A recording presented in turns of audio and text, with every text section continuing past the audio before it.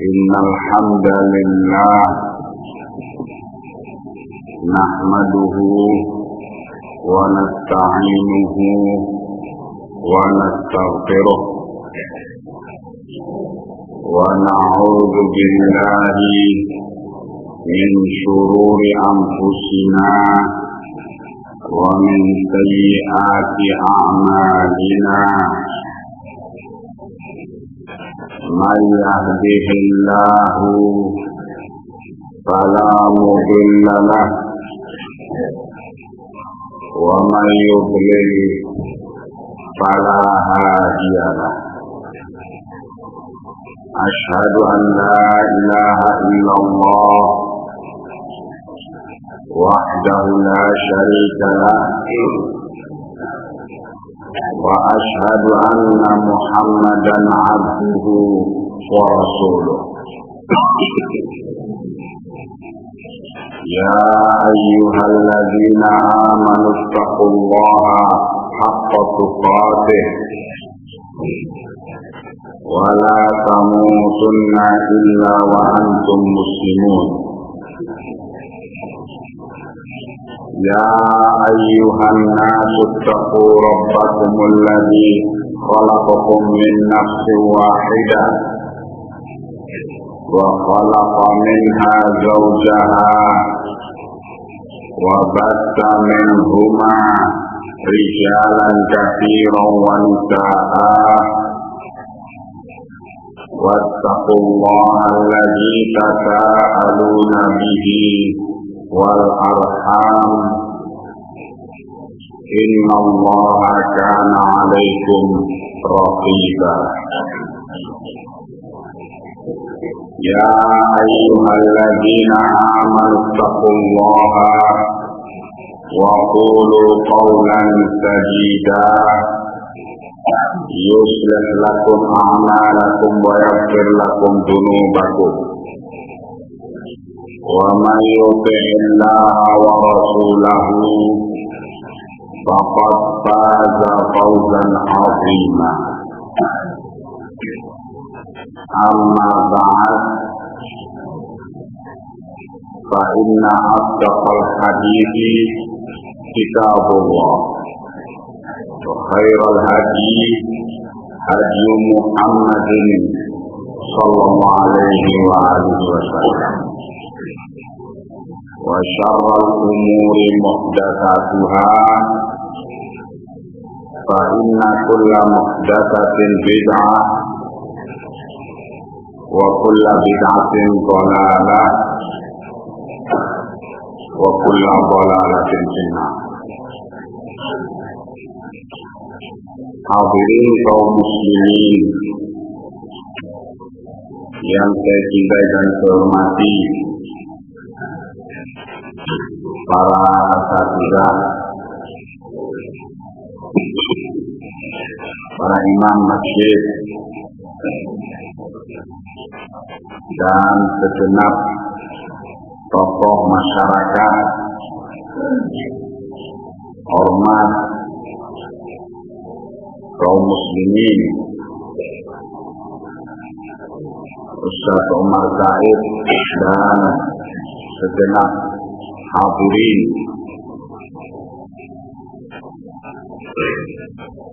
Di sini saya mau bicara dalam perasaan sebagai seorang dan sebagai mayoritas bangsa ini. Kalau Pak Supri tadi bicara meniru gayanya kelompok minoritas yang takut dan kalah.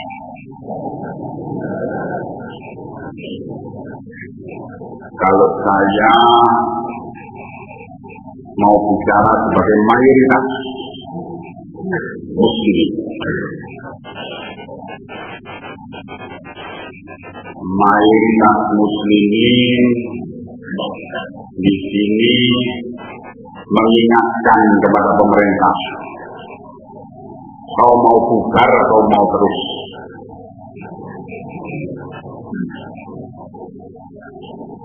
Hukum harus tunduk kepada kepentingan kami. Peristiwa di Tolikara itu bukti bahwa hukummu hukum tai kucing. Tidak bisa melindungi kaum muslimin. Undang-undangmu undang-undang tai kucing. Tidak bisa melindungi perasaan keagamaan kaum muslim. Saya tidak meminta kepada aparat keamanan untuk menegakkan hukum, tapi saya perintahkan kepada aparat keamanan untuk tunduk kepada perasaan keagamaan kaum muslimin yang tidak bisa dibeli oleh dunia dan dunia.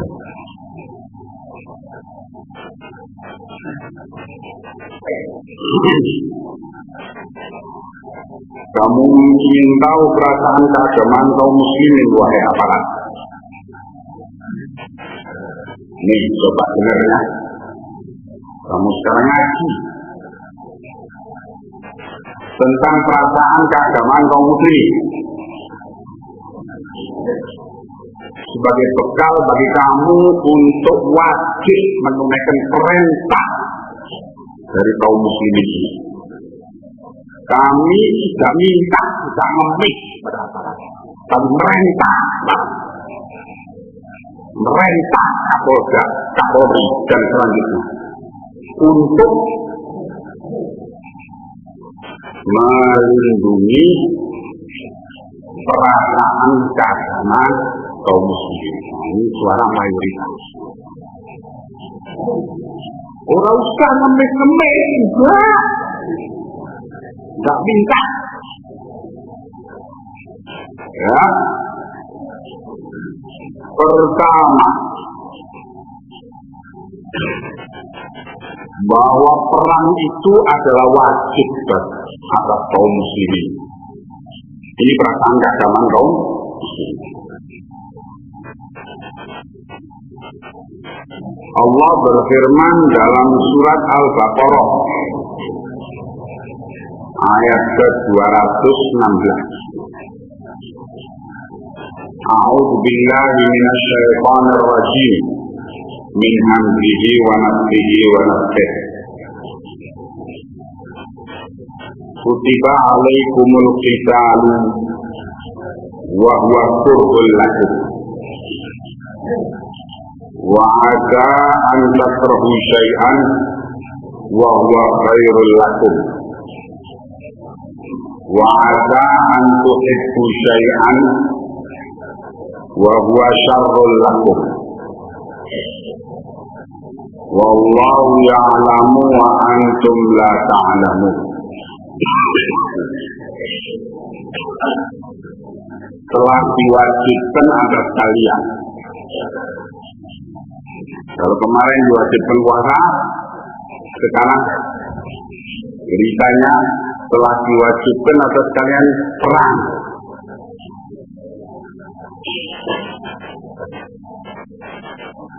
Nah, kalau kita itu dalam bahasa Arab artinya apa? Masa bikin zona. Kita itu artinya perang. Telah diwajibkan atas kalian perang. Dan kalian kata Allah tidak suka dengan perang, dengan kewajiban perang ini.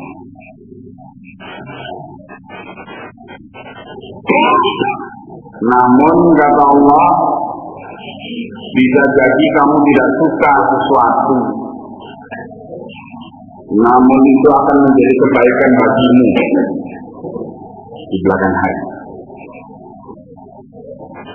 Bisa jadi kamu senang sesuatu, tapi itu menjadi kejelekan bagimu.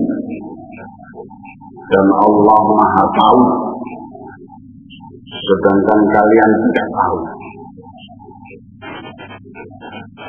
Hadirin, ayat ini menunjukkan bahwa ketentuan agama itu tidak menurut selera kita. Allah tahu kalau selera kita itu tidak senang perang, tapi Allah wajibkan perang. Karena memang selera agama, karena ketentuan agama ini tidak menuruti selera orang, tapi menuruti kemaslahatan yang Allah siapkan bagi siapa yang sabar mengorbankan ketidaksukaannya, mengorbankan rasa takutnya demi taat kepada Allah.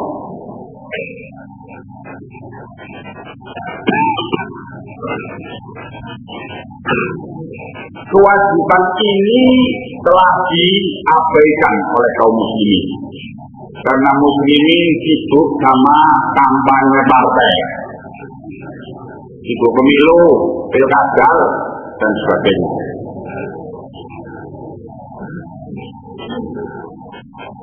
Akhirnya lupa sama kewajiban perang ini tadi.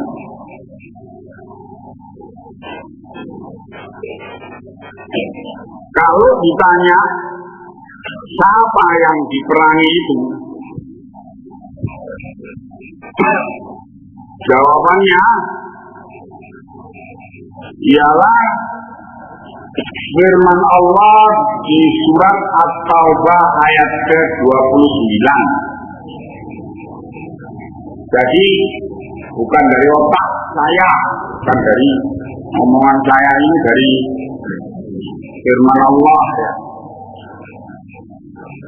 Kalau sudah kita tahu kewajiban perang, pertanyaan berikutnya, lah siapa yang diperangi? Jawabannya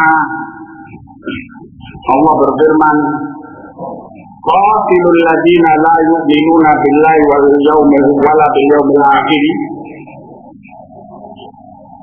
wa la yuharrimuna ma harramallahu wa rasuluhu wa la yadinuna dinal haqqi minal ladzina utul kitaba hatta yu'tul jizyata an yadin wa hum kafirun.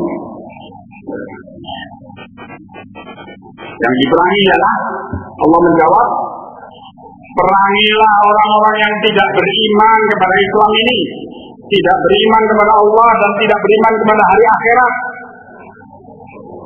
Perangilah orang-orang yang tidak mengharamkan apa yang diharamkan oleh Allah dan apa yang diharamkan oleh Rasulnya. Perangilah orang-orang yang tidak mau beragama dengan agama kebenaran ini, yaitu dari kalangan orang-orang yang diberi kitab sebelumnya, yakni ahli kitab Yahudi dan Nasrani. Hatta yu'tul jizyata an yadin wa hum kafirun, sampai mereka mau membayar upeti kepada negara Islam dalam keadaan mereka hina. Yang disebut oleh Allah di sini ialah ahli kitab, karena kata para ulama yang dikecualikan dari peperangan total hanyalah ahli kitab. Artinya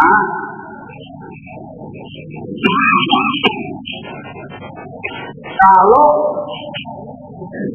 yang lain-lainnya selain ahli kitab perang tuntas, pilihannya masih Islam atau black atau jadi budak dia yang lainnya.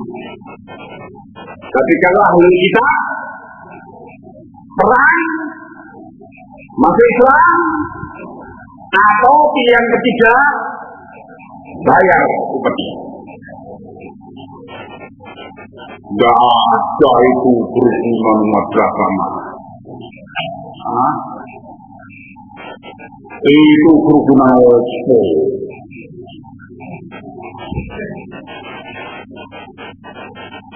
Kerukunan antara Panji dengan Panji.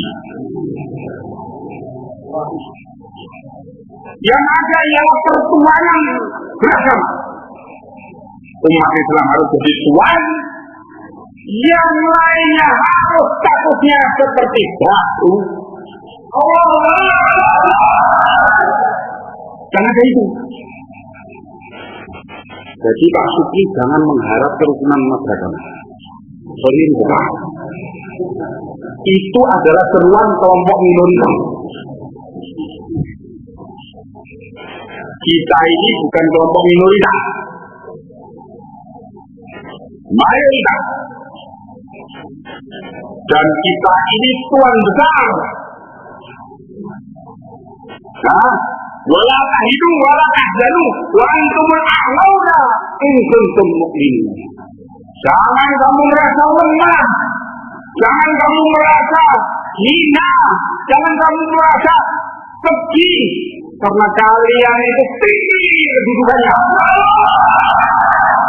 Kalau kamu memang beriman, berani beriman. Kalau berani beriman, kamu tinggi.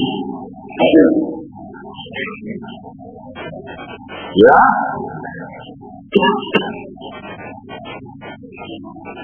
Jadi yang dijadikan sasaran dalam perang yang diwajibkan dalam Islam adalah semua orang kafir, dan kemudian ahlul kitab ini diberi 3 pilihan, dengan kafir yang lainnya 2 pilihan.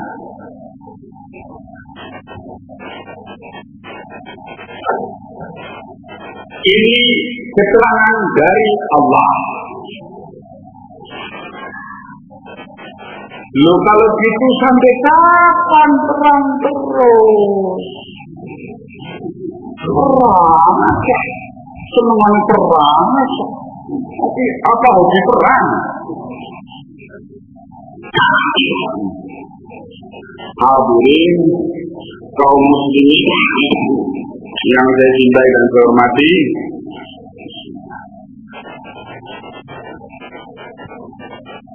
kita dididik oleh agama untuk hobi perang. Jangan senang damai perang, harus hobi perang. Kalau kamu hobi perang, orang-orang selain kamu jangankan membakar masjid, ketemu kamu tuh nunduk keringetan gini. Ini. Kalau kamu hobi perang.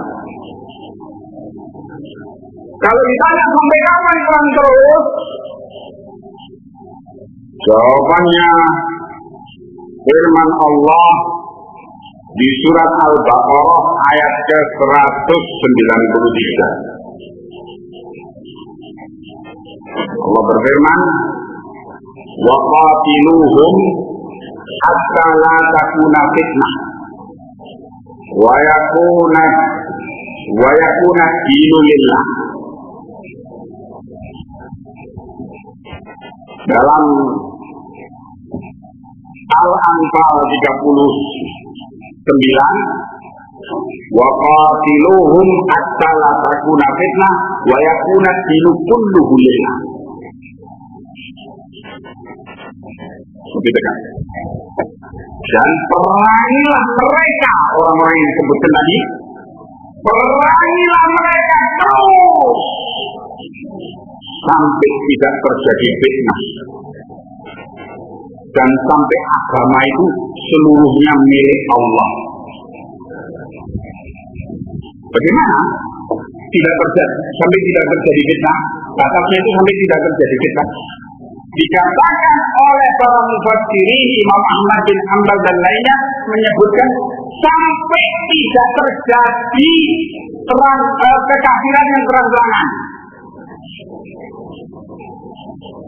sampai tidak terjadi perayaan Natal nasional, sampai tidak terjadi perayaan Waisak di Borobudur, sampai tidak terjadi nyepi di Bali, tutup bandara dan sebagainya itu, sampai tidak terjadi semua itu, dan sampai tidak kelihatan di mata masyarakat atribut-atribut kekafiran di jalan-jalan umum, yang terlihat hanya agama Allah saja.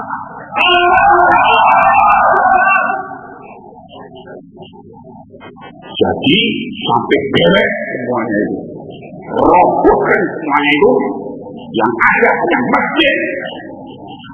Boleh dibikin gereja, tapi nyampe di dalam kampung khusus, komunitas khusus mereka.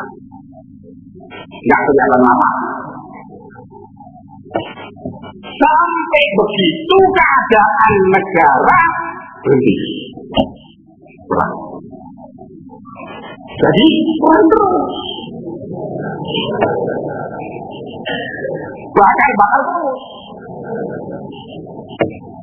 Hormatilah hukum, yaitu hukum Allah yang memerintahkan bakar terus. Itu menghormati hukum. Ya. Nah, begitulah Allah mengajari kita dengan agamanya. Ya.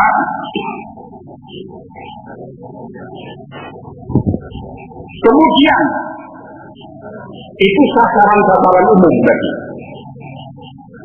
kufar dan segala atribut-atribut kufar tidak boleh dipasang di depan umum, tidak boleh dipublikasikan di media. Itu sasaran-sasaran umum daripada jihad. Ada sasaran-sasaran individu, yakni operasi beleh-membeleh. Nah, ini hobi baru juga harus ditumbuhkan.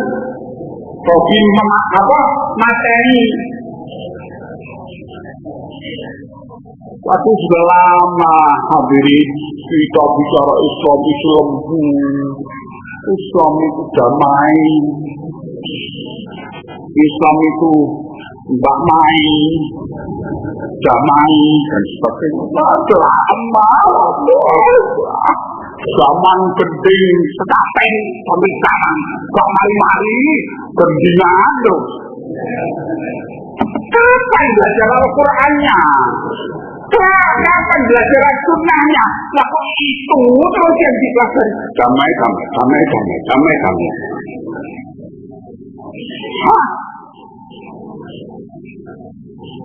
Maka belajar sesungguhnya. Sasaran pribadi diberitakan oleh Allah, kita diajari oleh Allah. Sasaran pribadi, lihat surat An-Nisa ayat ke-76. Ini bukan diambil dari buku teroris, bukan. Dari Al-Quran. Ya. Allah memberitakan, faqatilu awliya asy-syaitan inna kaida asy-syaitani kana dha'ifa. Maka perangilah para pembela agama setan. Sesungguhnya tipu daya setan itu lemah. Ini para pembela agama setan, yaitu para munafikin. Ngaku beragama Islam, tapi semangatnya bela orang kafir berapi-api sampai keluar asapnya. Ini termasuk yang harus dipahami orang munafik ini. Ya, tokoh-tokoh keluari, tokoh-tokoh ini para munafik ini sasaran titik daripada jihad di sabilillah. Kemudian di dalam surat At-Taubah ayat ke-12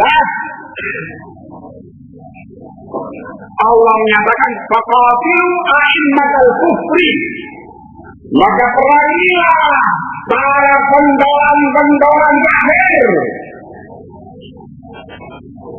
Ini ayat Quran ya. Ya, yang bicara ini ayat Quran. Tidak tahu diartikan bagaimana, apa benar ini artinya Ja'far ini.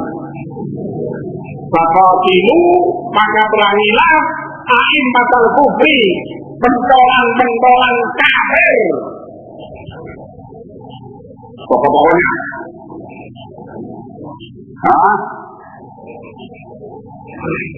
begitu perintah komando perang di dalam Al-Quran.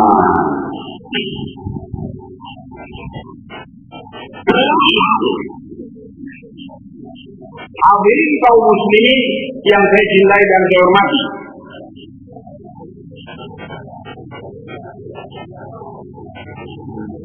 Allah Ta'ala mewajibkan kewajiban agama itu demi kemaslahatan kaum muslimin. Ya, dan supaya kaum muslimin terhindar dari masalah kerusakan.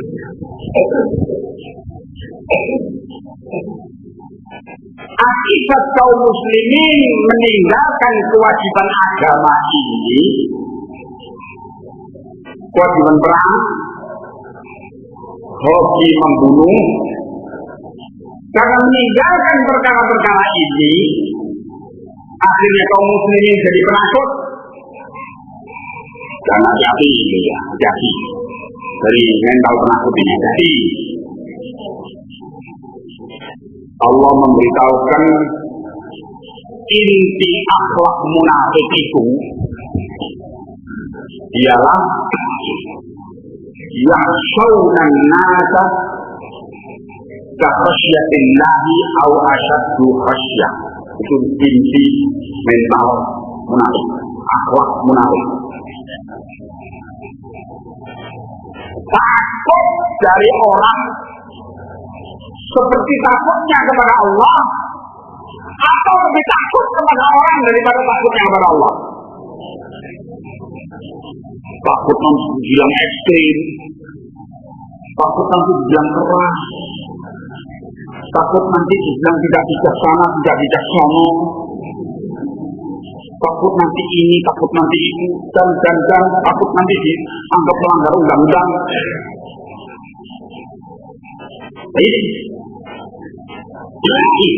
Takut sehingga banyak ajaran Islam yang diabaikan. Akhirnya wibawanya jatuh di hadapan kufar.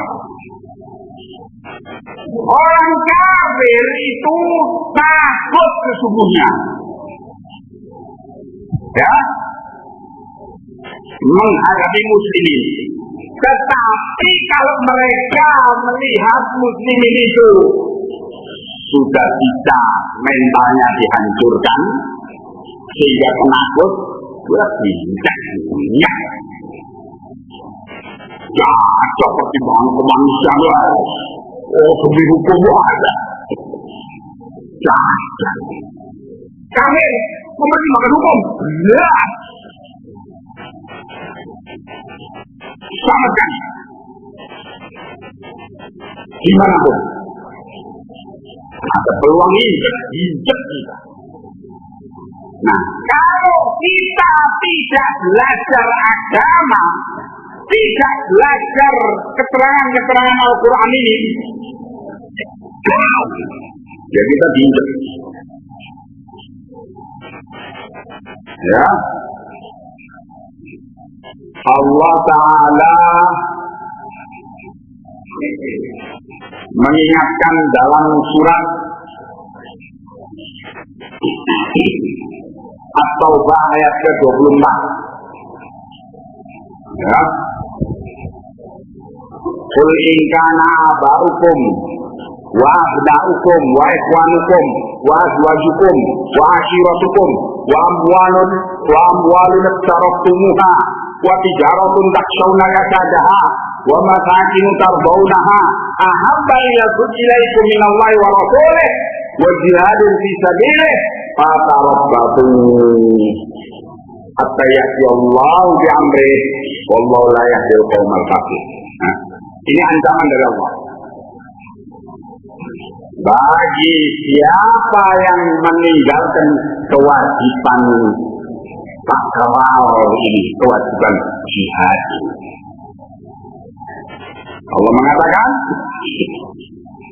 artinya, katakanlah hai Muhammad sallallahu alaihi wasallam, bila bapak ibumu dan anak cucumu dan saudara-saudara kamu dan istri-istrimu serta keluargamu dan harta yang menjadi sumber penghasilanmu dan tempat-tempat tinggal yang kau senangi, semua itu lebih kamu senangi daripada kecintaanmu kepada Allah dan Rasulnya dan daripada jihad fisabilillah, maka tunggulah saatnya di mana Allah akan menghukum kalian. Ayo. Dan Allah tidak menunjuki kaum yang fasik. Ini ancaman dari Allah. Apa sih? Tunggu hukuman dari Allah.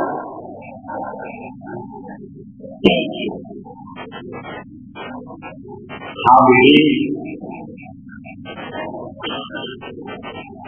hukuman itu datang dengan petentang-petenteng lawan kafir di hadapan kaum muslimin. Setelah itu muslimin dilarang, nggak boleh azan pakai segala suara, tapi mereka bikin acara nyanyi-nyanyi gerejani, pakai mimbar dipasang di bukit-bukit. Wah, itu kan kami mayoritas katanya. Jadi, jangan bikin ribut-ribut, teriak-teriak itu. Azan dibilang teriak-teriak, ribut-ribut. Ketika kaum muslimin diserang, Yusuf kalah, Bukis Gendeng ini ngomong, katanya karena muslimin pakai pengeras suara. Ini rupanya sudah mulai ikut nih suara lain. Yang jadi korban muslimin yang disalahkan muslimin. Ini ya Allah.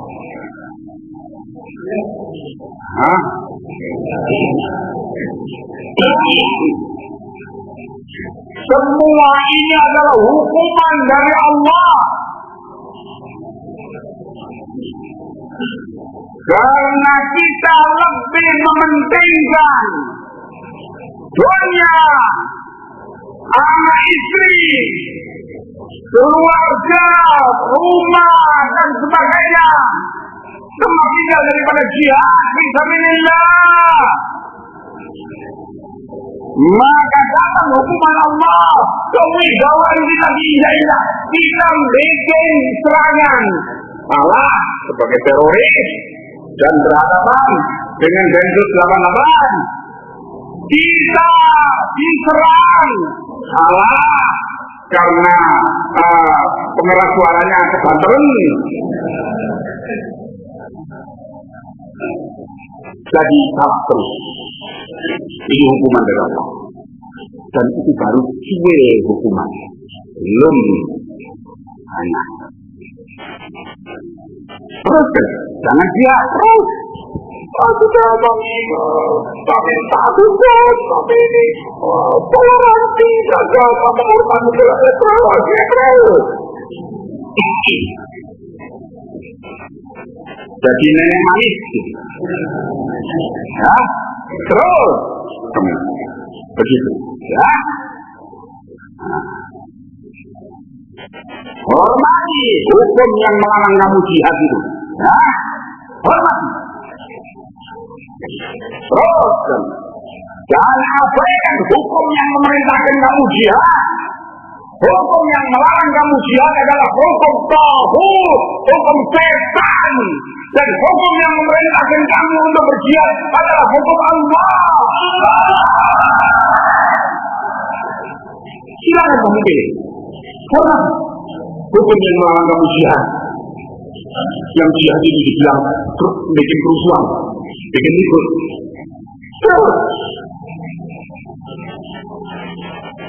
Itu ancaman dari Allah. Sekarang dengarkan ancaman dari Rasulullah Sallallahu Alaihi Wasallam. Diriwayatkan oleh Imam Ahmad bin Hanbal dalam musnadnya dari Abdullah bin Umar radhiyallahu anhu,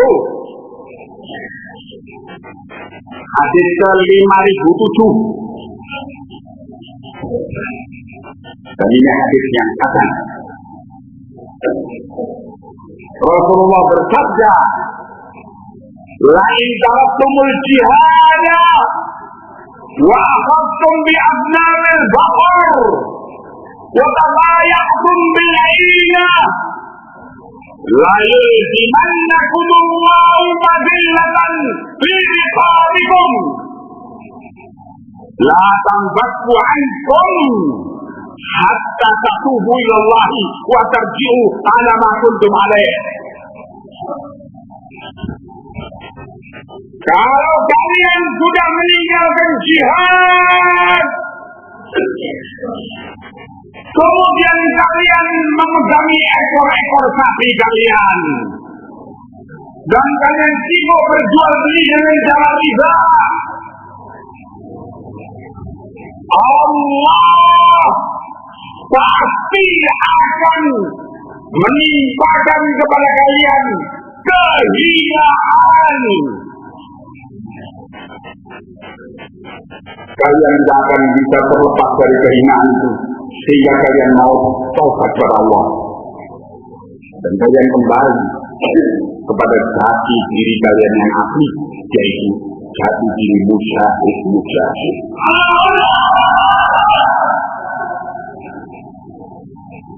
Maka yang akan menyelamatkan muslimin dari kehinaan ini bukan menang pemilu. Yang akan menyelamatkan muslimin dari kehinaan ini bukan mencapai jabatan presiden, wakil presiden, tapi yang akan menyelamatkan kaum muslimin dari kehinaan ini adalah jihad fisabilillah.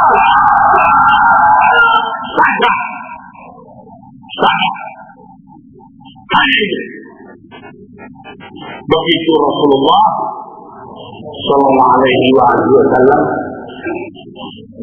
peringatkan kita. Ya, tetapi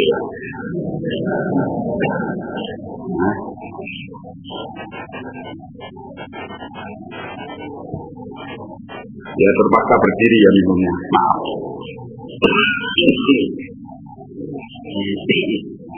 Maklum, onderdil sudah aus. Ya ini akan sehat lagi kalau dipakai jihad, sehat lagi. Sakit-sakit ini gara-gara gak jihad. Sebentar lagi berangkat jihad tuh kayak lagi. Langsung seger murah. sakit-sakitnya hilang. Oh, ya sedikit lagi ya. Walaupun sudah capek, sedikit lagi. Hadirin, Allah Ta'ala bukan saja memerintahkan jihad, tapi memberikan janji pahala. Kalau tadi Allah mengancam azab dan kemurkaannya bagi mereka yang tidak mau menjalankan kewajiban jihad ini, sekarang dengarkan betapa Allah memberikan janji yang indah bagi orang yang mau menjalankan jihad ini. Dan janji Allah tidak akan diselisih. Allah tidak akan mengingkari janji. Nah, Allah berfirman, Ya ayyuhalladzina amanu hal adillukum ala tijarin tunjikum min adzabin alim. Hei orang-orang yang beriman, maukah aku tunjukkan kepada kalian perdagangan yang akan menyelamatkan kalian dari siksa api neraka yang pedih? Modal perdagangannya apa? Tu'minuna billahi wa rasulih. Engkau beriman kepada Allah dan kepada Rasul. Sedangkan proses perdagangannya wa tujahiduna fi sabilillah bi amwalikum wa anfusikum. Engkau berjihad di atas dasar iman kepada Allah dan kepada Rasulnya itu. Engkau berjihad di jalan Allah dengan harta kalian dan diri-diri kalian. Jiwa raga maksudnya. Jihad dengan jiwa raga. Jangan kamu berkorban untuk negeri, jiwa ragamu jangan. Negeri nggak bisa ngasih pahala untuk kamu. Kalau kamu nyanyi bagimu negeri, jiwa raga kami, negerinya bilang, loh saya nggak bisa ngasih pahala untuk kamu. Kamu berkorban jiwa ragamu untuk negeri, nggak bisa dapat apa-apa. Tapi kalau kamu berkorban jiwa raga untuk Allah, Allah akan memberi pahala luar biasa. Dzalikum khairul lakum in kuntum ta'lamun. Beriman kepada Allah dan Rasulnya, berjihad fi sabilillah, itu lebih baik bagi kehidupan kalian. Kalau memang kalian itu tahu apa pahalanya yang Allah siapkan bagi mereka yang berjihad jiwa raga untuk Allah, yaghfir lakum dzunubakum. Allah ampuni dosa-dosamu. Waduh, kita ini kalau tidak diampuni dosa-dosanya, dosa-dosa nemen kita ini banyaknya. Maka pengampunan dosa itu luar biasa tingginya. Kemudian tidak hanya itu saja. Wa yudkhilkum jannatin tajri min tahtiha al-anhar. Dan Dia Allah akan memasukkan kalian ke surga yang mengalir di bawahnya bukan sungai, anhar, sungai-sungai. Bukan seperti berdiri di jembatan Sungai Kalisode, bukan. Itu satu sungai yang mengalir di bawah jembatan, yaitu Sungai Kalisode. Ya. Tapi dikatakan di bawah taman-taman itu mengalir sungai-sungai anhar, 4 sungai. Sungai susu murni, terus tak pernah habis. Sungai madu,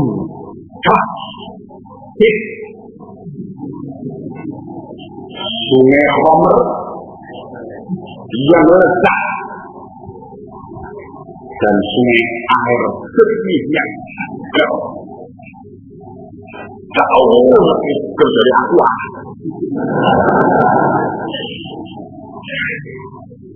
Ini sungai-sungai yang ada di surga untuk mereka yang beriman kepada Allah dan kepada Rasulnya dan berjihad fi sabilillah. Wa masakin thayyiban, dikasih istana-istana yang bagus. Istana-istana itu batu-batanya mutiara. Kemudian semennya itu disebutkan ialah dari emas. Campuran airnya itu minyak wangi mesir. Jadi masuk ruangan itu berwangi seperti ruangan yang berdupa itu. Enggak pakai deodoran, sudah wangi, badan itu wangi. Wah, sudah luar biasa. Dan enggak pakai lampu. Ketika terkena sinar itu menyala, temboknya itu menyala. Masakinah thayyiban, dan tempat-tempat tinggal yang bagus, lengkap dengan isinya, bidadari, cantiknya bidadari itu. Aduh, mala kata Nabi, mala ainun ra'at wala udhunun sami'at wala khatarun bi balil basar. Cantiknya itu tidak pernah dilihat oleh mata. Kau lihat perempuan yang paling cantik di dunia itu jauh lebih cantik. Nyanyiannya bidadari itu mertunya wala udhunun sami'at, tidak pernah didengar oleh telinga. Kau dengar lagu dan nyanyian perempuan cantik yang paling bagus perempuan jauh lebih. Dan tidak pernah dibayangkan oleh pikiran.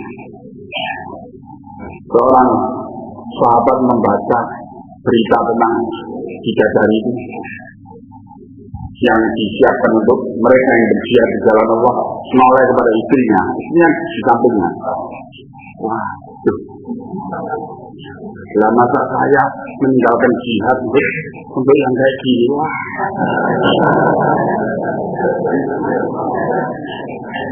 Lah sedangkan di sana disiapkan begitu.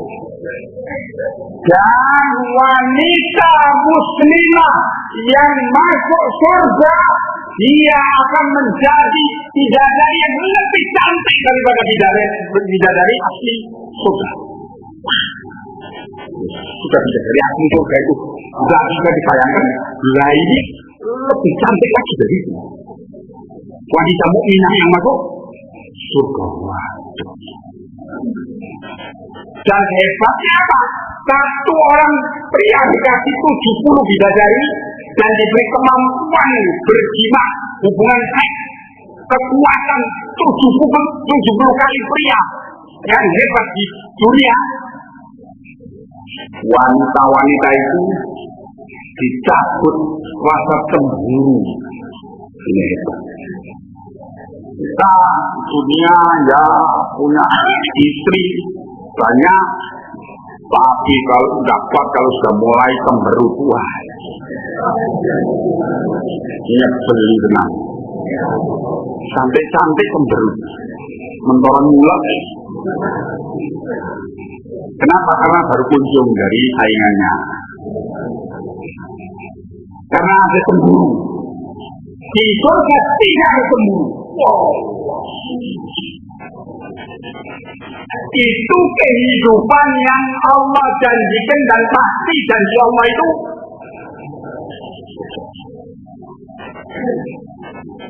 Maka hadirin tidak sia-sia Allah memerintahkan kita berjihad. Itu di akhirat. Bagaimana di dunia mau melepaskan diri dari problem? Ini Rasulullah dan ini Rasulullah bersabda. Hal ini sebagaimana diriwayatkan oleh Imam Ahmad dalam musnadnya dari Ubadah bin As-Samit. Dia bersabda, "Jahidu fi sabilillah." Berjihadlah kalian di jalan Allah. Fa innal jihada fi sabilillah babun min abwabil jannah. Karena jihad fi sabilillah itu pintu daripada pintu-pintu surga. Yunajjillahu bihi minal hammi wal ghammi. Allah akan menyelamatkan orang yang berjihad itu di dunia ini dari keresahan dan kegalauan dan kesedihan. Kamu sedih, hidup serba sulit, karena jihad. Kamu ada problem, rumah tangga, karena jihad. Kamu ada permasalahan, karena jihad. Itu mengetahui Rasulullah beritakan kepada kita. Jadi pemecahan problem pribadi, problem keluarga, problem masyarakat Indonesia, negara dalam problem jihad, yang langsung selesai itu problem negara itu. Jihad langsung selesai. Karena memang Rasulullah Sallallahu Alaihi Wasallam la yantiqu 'anil hawa in huwa illa wahyun yuha. Tidaklah beliau berbicara dari hawa nafsunya, melainkan dari wahyu yang diwahyukan oleh Allah. Nah itu saya susun buku, tapi belum cetak. Ya mahal. Ya, judulnya Jihad Fisabilillah, puncak amal soleh yang diabaikan umat Islam di Indonesia. Sehingga akibatnya terjadilah peristiwa demi peristiwa di Ambon, di Poso, di Tolikara, dan terus ini akan terus dengan terus problem ini akan terus. Nah, maka harus kita merubah diri jadi makan-makan, jadi singa-singa yang menerkam kufar-kufar itu sampai mereka betul-betul bertekuk lutut, sampai mereka itu ngemis-ngemis damai. Ya Allah, saya mau bayar, bayar. Itu dituntunkan dalam kitab fikih para ulama. Pembayaran upeti dari orang kafir nggak boleh melalui online, nggak boleh.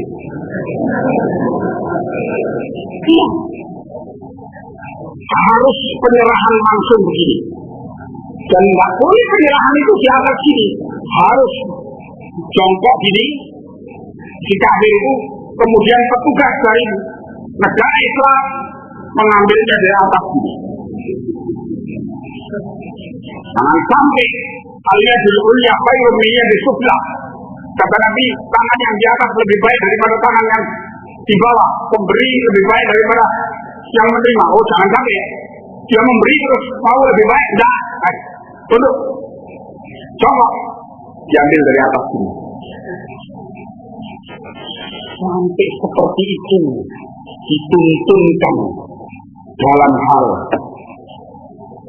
hubungan antara muslimin dengan kuffar, supaya jangan diberi peluang sedikit pun kafir ini kurang ajar terhadap muslimin. Untuk bersamaan hak, kurang ajar. Ini kurang ajar untuk bersamaan hak. Kamu sudah berendah. Kok kamu menuntut bersamaan hak? Innamal musyrikuna najas. Kata Nabi, kata Allah, orang musyrik itu najis. Orang najis kok mau minta bersamaan hak sama muslimin yang selalu bersuci dari najis. Iya, kita ajar banget ya. Nah, jihad. Semua problem ini jihad. Saya mau berangkat ke Papua.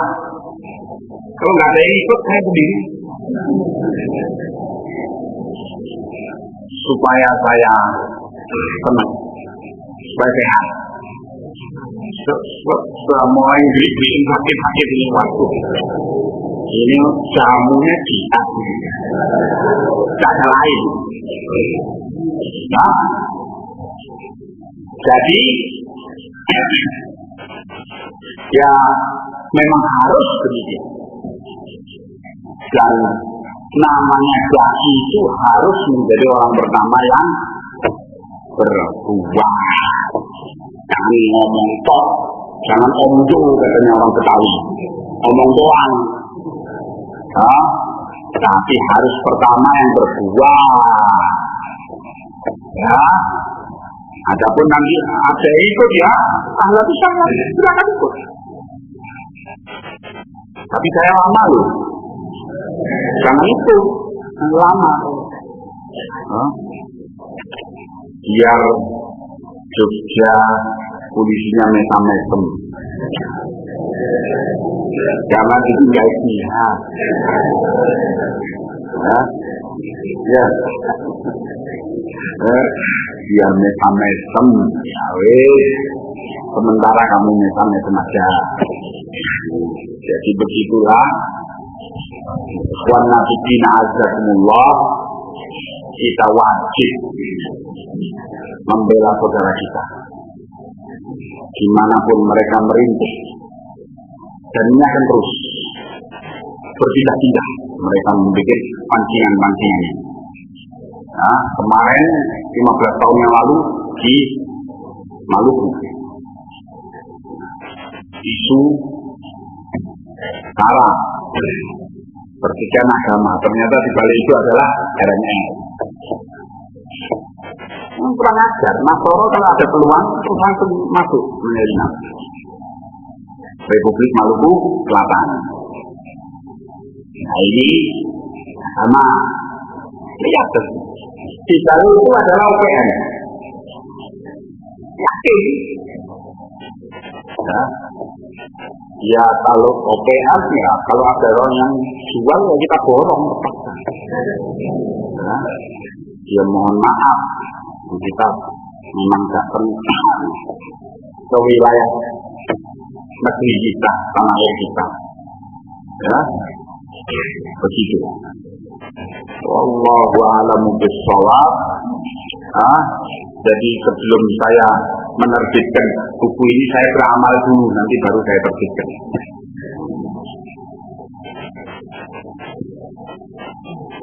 Sebab saya takut ya kualat sama firman Allah Ta'ala, di mana Allah berfirman dalam surat As-Saff ayat kedua, ya ayyuhalladzina amanu lima taquluna ma la taf'alun kabura maqtan indallahi an taqulu ma la taf'alun. Hai orang beriman, maka mengapa kamu ngomong-ngomong aja sesuatu yang kalian tidak perbuat? Amat besar kemurkaan Allah atas kalian bila kalian cuma ngomong aja apa yang kalian tidak perbuat. Mau siap, tapi tidak siap. Minum tak di rumahnya. apa nanti kualat sama ayat ini. Ya, naudzubillah. Supaya saya jangan kualat, saya berbuat dulu baru nanti tak terbitkan buku ini. Ya, wallahu a'lamu bishawab. Mohon maaf atas kekurangannya. Pak Sukri mohon maaf. Malam ini ada alam pedang. Jadi ya mohon maaf, saya mempunyai kekurangan dan itu kawan-kawan itu ada yang meminta kesediaan hadirin untuk menyumbangkan dana bagi kaum muslimin di Tolikara itu untuk pembangunan masjid di sana dan untuk orang-orang yang korban kerusuhan itu, ya kita sama-sama untuk memberikan solidaritas kepada saudara kita. Nah, karena itu walah kita, loyalitas kita. Assalamualaikum warahmatullahi wabarakatuh.